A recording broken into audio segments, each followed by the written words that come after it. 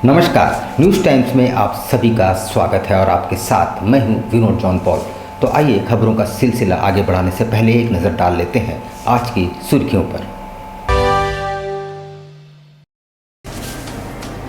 सीताराम डेरा में एक घर में घुसा तेज रफ्तार अनियंत्रित हाईवा, घर के अंदर लोग बाल बाल बचे। विश्व जनसंख्या दिवस से पूर्व देश में जनसंख्या नियंत्रण कानून लागू करने की मांग एक बार फिर उठी। नगर निगम चुनाव की आहट, विभिन्न वार्डों और आरक्षित सीटों की स्थिति स्पष्ट करने की मांग उठाई एनसीपी ने। प्रशासनिक अधिकारियों के साथ मंत्री चंपाई सोरेन ने की समीक्षा बैठक, विकास कार्यों की गति तेज करने का दिया निर्देश। वर्षा जनित रोगों से बचाव के लिए ग्रामीण क्षेत्रों के हर ब्लॉक को मुहैया कराए जाएंगे फॉगिंग मशीन। और अब ऑक्सीजन की कमी से किसी की मौत नहीं होगी, ट्री मैन के नाम से मशहूर अमनदीप मुखी ने लिया प्रण। आइए अब खबरों को विस्तार से देखते हैं। शहर में सड़क दुर्घटनाओं का दौर बदस्तूर जारी है। बीती रात सीताराम डेरा रोड नंबर 3 में सड़क किनारे एक मकान में एक तेज रफ्तार अनियंत्रित हाईवा घुस गया, जिससे मकान पूरी तरह से क्षतिग्रस्त हो गया। हाईवा में गिट्टी लदी हुई थी। घटना के बाद चालक वाहन छोड़कर फरार हो गया। हालांकि इस दुर्घटना में घर के भीतर मौजूद लोग बाल बाल बच गए। सीताराम डेरा थाना अंतर्गत रोड नंबर 3 स्थित एक मकान में बीती रात एक अनियंत्रित हाईवा एक मकान में घुस गया, जिससे मोहम्मद अजहर नामक व्यक्ति का घर पूरी तरह से क्षतिग्रस्त हो गया। हालांकि ऊपर वाले का शुक्र है कि इससे किसी इंसानी जीवन को कोई नुकसान नहीं हुआ। हाईवा में गिट्टी लदा हुआ था। बताया जा रहा है कि हाईवा बिरसा नगर जा रहा था। घटना के बाद हाईवा का चालक मौके से फरार हो गया है।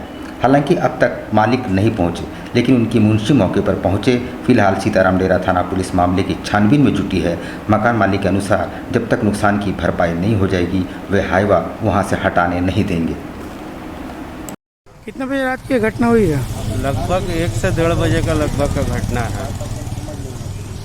और इसमें माल गिट्टी भरा हुआ है और घर तो आप देख ही रहे हैं कि कैसा टूटा है, तो नुकसान वही है, लेकिन किसी मतलब इंसान को लगा नहीं है। हालांकि 2 आदमी सोया हुआ था रूम में, वो तो दरवाज़ा एकदम लॉक हो गया था, तो उसको बहुत मुश्किल से खोल करके फिर उसको बाहर निकाला।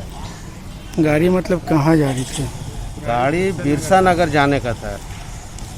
अब ड्राइवर पता नहीं रात में इधर कैसे घुसा दिया, समझ में नहीं आ रहा। 11 जुलाई को विश्व जनसंख्या दिवस है, जो विश्व भर में मनाया जाता है। इस मौके पर जनसंख्या समाधान फाउंडेशन ने एक रैली निकाली, जिसमें बड़ी संख्या में महिलाएं भी शामिल हुई। उन्होंने उपायुक्त के माध्यम से महामहिम राष्ट्रपति के नाम एक मांग पत्र सौंपा है, जिसमें जल्द से जल्द देश में जनसंख्या नियंत्रण कानून सख्ती से लागू करने की मांग की गई है। 11 जुलाई को विश्व जनसंख्या दिवस है, जिसे विश्व भर में मनाया जाता है, पर हमारे देश में जनसंख्या विस्फोट पर कोई कानून या प्रावधान नहीं है। नतीजा, बढ़ती जनसंख्या आज विकास के मार्ग में सबसे बड़ी बाधा बनकर उभरी है और इसका खामियाजा आने वाली पीढ़ी को भुगतना होगा। शुक्रवार को जनसंख्या समाधान फाउंडेशन द्वारा एक रैली निकालते हुए लोगों को जागरूक करने का प्रयास किया। साथ ही उन्होंने देश में जनसंख्या नियंत्रण कानून जल्द से जल्द लागू करने की मांग भी उठाई है। देश की बर्बादी है, जनसंख्या नियंत्रण कानून लागू करो। हिंदू मुस्लिम सिख ईसाई जनसंख्या नियंत्रण कानून लागू करो। 2 बच्चों का हो कानून, पूरे देश का एक जुनून। 2 बच्चों का हो कानून, बढ़ती जो आबादी है देश की बर्बादी है। आज आगामी 11 जुलाई को विश्व जनसंख्या दिवस पूरे विश्व भर में मनाया जाता है। इसी आलोक में हमारी संस्था जनसंख्या समाधान फाउंडेशन, जो विगत 8 वर्षों से लगातार एक देश में कठोर जनसंख्या नियंत्रण कानून बने, उसके लिए आंदोलनरत है। इसी क्रम में आज चूँकि 11 जुलाई रविवार का दिन है, आज शुक्रवार का दिन हमारे केंद्रीय नेतृत्व की टीम, जो हमारे जनसंख्या समाधान फाउंडेशन की केंद्रीय इकाई है, उन्होंने तय किया है। और आज उसी आलोक में देश भर के सभी जिला मुख्यालयों पर जिला की टीम के द्वारा प्रधानमंत्री श्री नरेंद्र मोदी जी एवं राज्य सरकार के मुख्यमंत्री जी के नाम ज्ञापन सौंपा जा रहा है। उस ज्ञापन के आलोक में एक मांग पत्र रखा गया है। उस मांग पत्र में बताया गया है कि किस प्रकार देश में बढ़ती जनसंख्या देश के विकास में बाधक है। यहाँ के संसाधनों के दोहन के लिए वो जिम्मेदार है।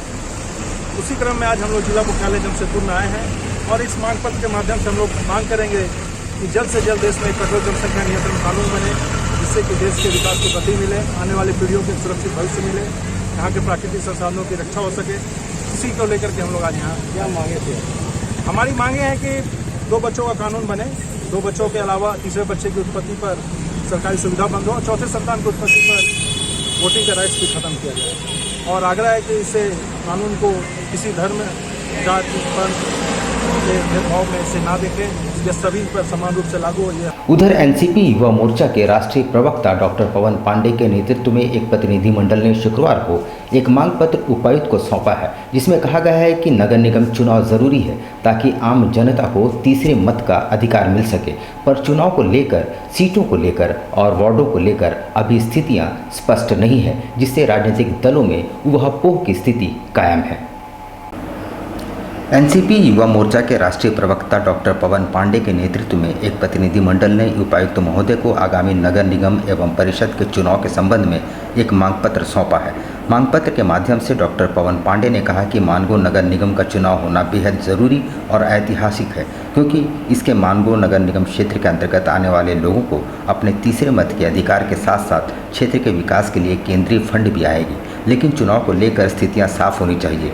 चुनाव को लेकर राजनीतिक दलों में ऊहापोह की स्थिति है, क्योंकि कुछ बुनियादी सवाल है जिसका स्पष्ट होना बेहद ज़रूरी है, जैसे मानगो नगर निगम में कौन कौन से सीट आरक्षित श्रेणी की होगी, आरक्षण का प्रारूप क्या होगा, ST SC और OBC कोटे के लिए कौन कौन सी सीटें होंगी आदि।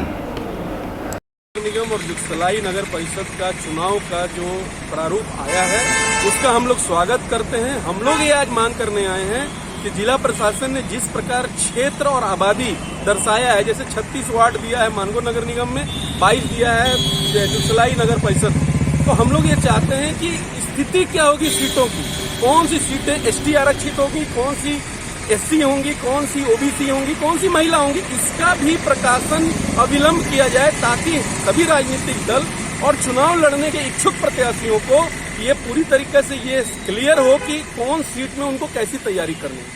राज्य के आदिवासी कल्याण एवं परिवहन मंत्री चंपाई सोरेन शुक्रवार को शहर पहुंचे, जहां उन्होंने विकास कार्यों की समीक्षा बैठक की, साथ ही विकास कार्य में गति लाने का निर्देश भी दिए।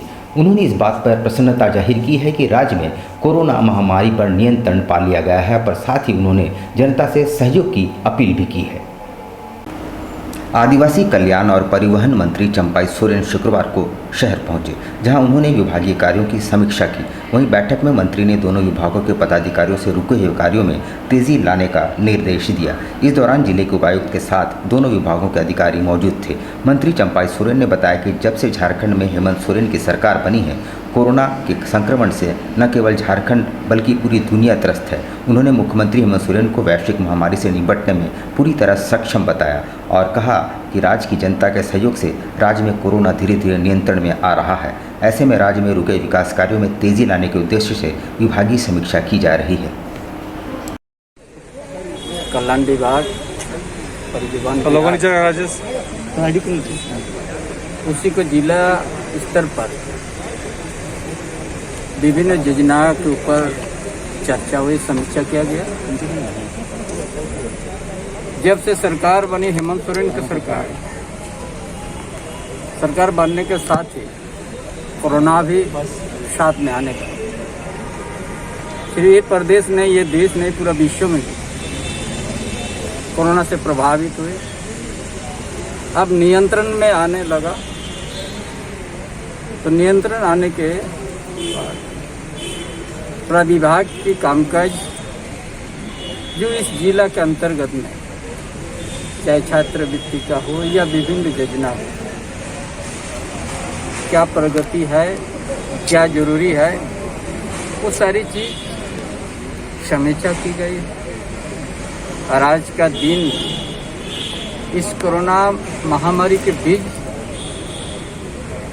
भी आज विभाग का कामकाज संतोषजनक है, उसको और तेजी लाने का, लेकिन सावधानी भी बरतना है, क्योंकि हम लोग बहुत ज़्यादा उत्साह भी नहीं रहना है। अभी भी हम लोग कोरोना से बचने के लिए सावधान, और गांव से लेकर शहर तक हम लोग को जरूरी है। अब यदि नियंत्रण होने के बाद इस विभाग की कामकाज की समीक्षा की गई, इसीलिए जो हेमंत सोरेन सरकार ने सोचा है विकास की रास्ता, उसको गति देना है। आप बारिश के दिनों में वर्षा जनित रोगों से बचाव के लिए जिला प्रशासन काफ़ी गंभीर है। इसके मद्देनज़र ग्रामीण क्षेत्रों में हर ब्लॉक को एक एक फॉगिंग मशीन दिए जा रहे हैं, जिसका उद्घाटन शुक्रवार को मंत्री चंपाई सोरेन और उपायुक्त सूरज कुमार ने संयुक्त रूप से की। बारिश के दिनों में वर्षा जनित रोग से बच्चे और बड़े प्रभावित होते हैं। इनमें मलेरिया, टाइफाइड, डायरिया प्रमुख हैं, जो मच्छरों से उत्पन्न होते हैं। मच्छरों के पनपने का प्रमुख सोर्स है जमा हुआ पानी। बहरहाल जिला प्रशासन इस दिशा में रोकथाम के लिए काफ़ी गंभीर है। इसी दिशा में कदम बढ़ाते हुए खासकर ग्रामीण क्षेत्रों में हर ब्लॉक को एक एक फॉगिंग मशीन मुहैया कराई जा रही है, जिसका उद्घाटन मंत्री चंपाई सोरेन और उपायुक्त सूरज कुमार ने संयुक्त रूप से किया।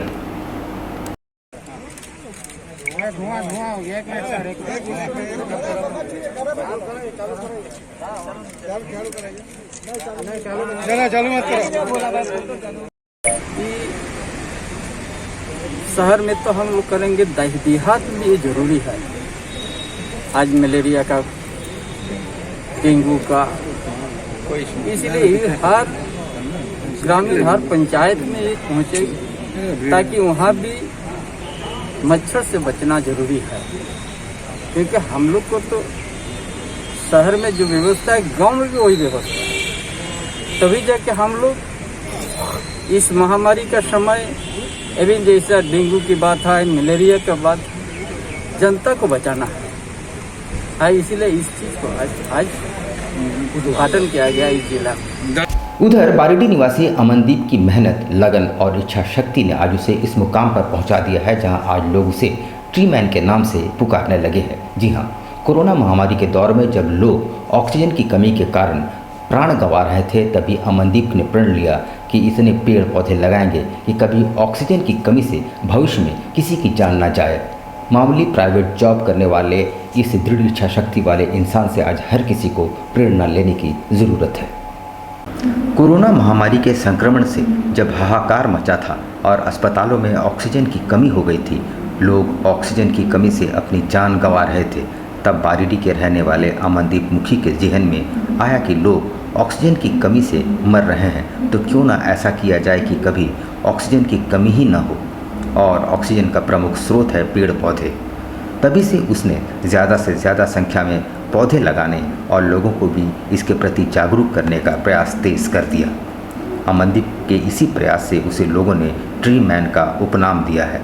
छोटी मोटी प्राइवेट नौकरी करने वाले अमनदीप के प्रयासों को सलाम, जिसने अपनी तनख्वाह का बड़ा हिस्सा इसी पुनीत कार्य में लगा दिया है। और ये पौधा बांटने की प्रेरणा मुझे तब मिली जब मैंने न्यूज़ में, सोशल मीडिया में पढ़ा कि देश में ऑक्सीजन की कमी हो रही है और बहुत सारे लोग डेथ कर चुके हैं ये ऑक्सीजन की कमी की वजह से। तो मैंने सोचा कि मैं ऐसा क्या करूं कि देश का कुछ छोटा सा भी, थोड़ा सा भी कुछ काम आ सकूं। तब मैंने सोचा कि मैं पौधा लगाऊंगा। फिर मैंने सोचा अगर मैं अकेले पौधा लगाऊंगा तो ऑक्सीजन मेंटेन पूरा नहीं होगा, क्यों ना मैं लोगों को भी पौधा लगाने के लिए जागरूक करूंगा। फिर मैंने अपने पैसे से कुछ पौधे खरीदे और जब मेरे पैसे से मुझे पैसे की कमी होने लगी, तब मैंने सोचा कि पौधा फिर और ज़्यादा संख्या में कैसे लोगों को बांटूं।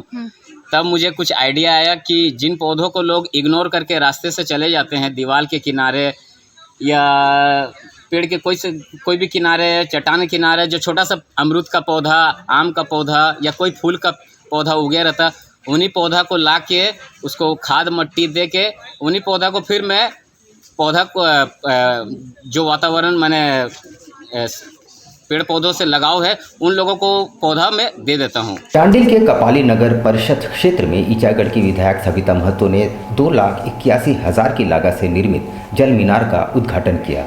इस जल मीनार की खासियत यह है कि पूरी तरह सोलर ऊर्जा से संचालित होगा और क्षेत्र में लोगों को शुद्ध पेयजल मुहैया हो पाएगी। वार्ड संख्या 19 में डैमडुबी अंसार नगर स्थित कब्रिस्तान में ईचागढ़ विधायक सविता महतो ने जल मीनार का उद्घाटन किया। इस जल मीनार का निर्माण 2,81,000 की लागत से बनाया गया था।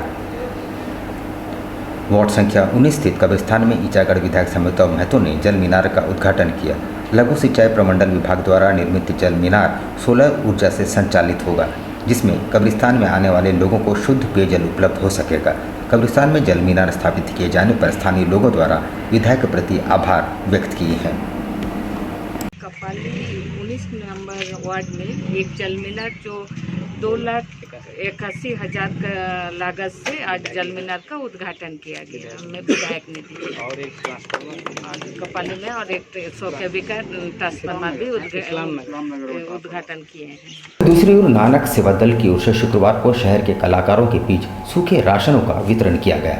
कोरोना काल में लॉकडाउन की वजह से काम न मिलने के कारण इन कलाकारों की आर्थिक स्थिति काफ़ी दयनीय हो गई है। इसके अलावा इस मौके पर बॉलीवुड के ट्रेजेडी किंग दिलीप कुमार को भी श्रद्धांजलि अर्पित की गई। नानक सेवा दल की ओर से शुक्रवार को बॉलीवुड के ट्रेजेडी किंग दिलीप कुमार के निधन पर 2 मिनट का मौन रखा गया एवं उनकी तस्वीर पर माल्यार्पण करते हुए श्रद्धांजलि अर्पित की गई। इस मौके पर शहर के कलाकारों के बीच सूखे राशन का वितरण भी किया गया। मालूम हो कि कोरोना काल में लॉकडाउन की वजह से इन कलाकारों को काम मिलना बंद हो गया और इनकी आमदनी का एकमात्र रास्ता भी बंद हो गया था, जिससे इनके परिवारों के समक्ष भुखमरी की नौबत आ गई। इसके बाद सागर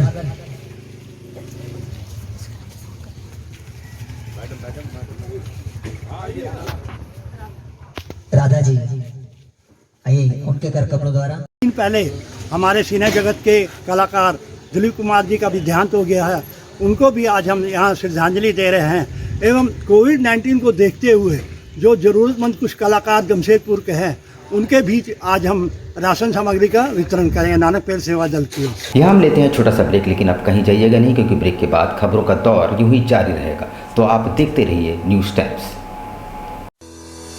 अब बेटियों के लिए ना हो परेशान, विकास ज्वेलर्स लाया है आपकी सभी मुश्किलों का समाधान।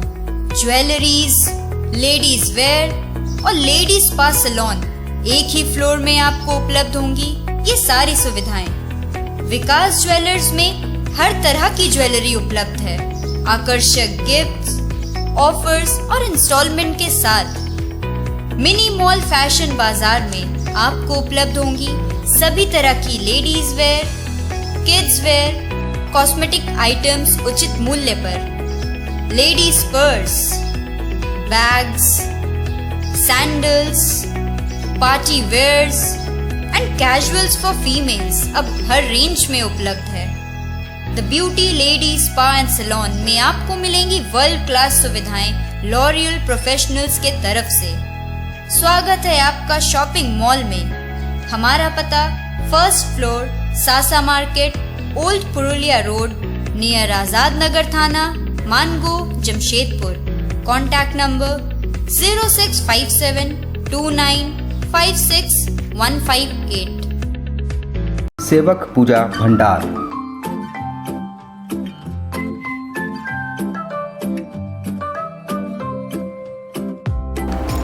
आयुर्वेद अपनाएं और अपने परिवार को महामारी के प्रकोप से बचाएं। हमारे यहाँ हर तरह की आयुर्वेदिक दवाएं उपलब्ध हैं, साथ ही पूजन सामग्रियाँ, हर प्रकार के शुद्ध मसाले और प्राकृतिक जड़ी बूटियों का भंडार।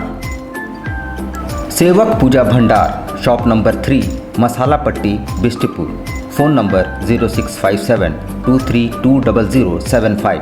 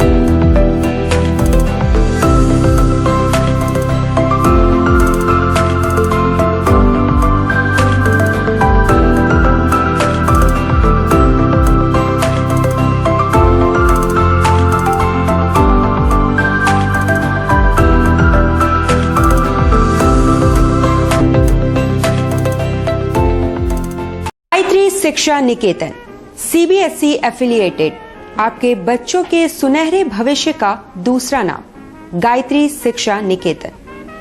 शिक्षा के क्षेत्र में उत्कृष्ट प्रदर्शन के लिए राष्ट्रीय एवं राज्य सरकार से सम्मानित विद्यालय, जहां होता है आपके बच्चों का सर्वांगीण विकास। गायत्री शिक्षा निकेतन उच्च स्तरीय और आधुनिक उपकरणों से lace computer lab, science lab, आधुनिक क्लासरूम्स। गायत्री शिक्षा निकेतन।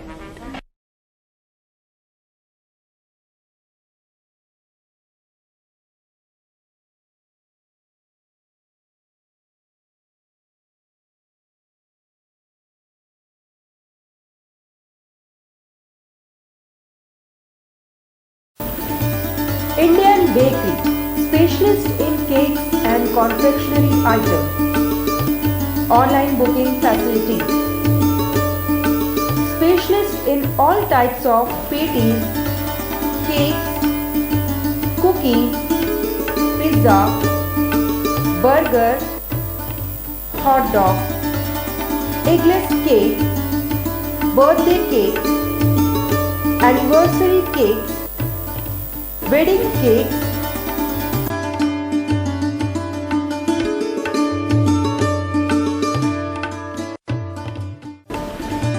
cream rolls, fruit cakes, all types of biscuits, marriage anniversary cakes and school order specialists. Please do visit with your friends and family.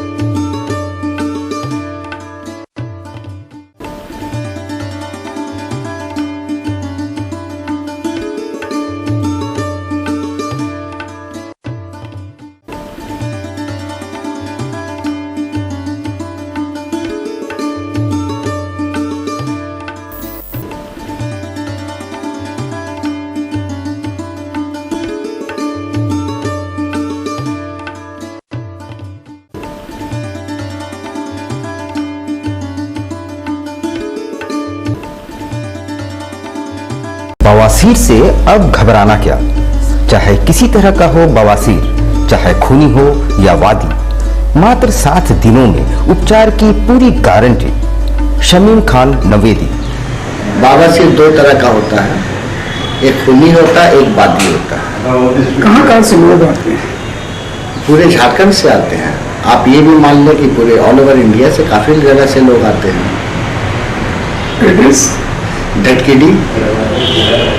डटकीडी main road near जमजम। देश के कोने कोने से आने वाले मरीज हो चुके हैं लाभान्वित। धतकीडी जमजम स्टोर के सामने। कॉन्टैक्ट 9308081071 9031612032।